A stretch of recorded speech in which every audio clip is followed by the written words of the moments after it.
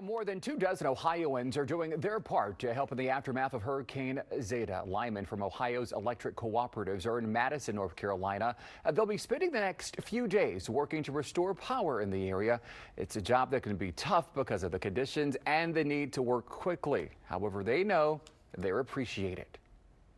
They always come out and say, "Oh, we're so glad you're here. Thank you very much." Like when I mentioned that we were in Georgia, we had a lady put a card underneath the windshield wiper of one of our trucks when we were back in the right-of-way working. Thank you guys so much for being all the way down here helping us out. So yeah, I mean, you take it in. It's definitely a rewarding job.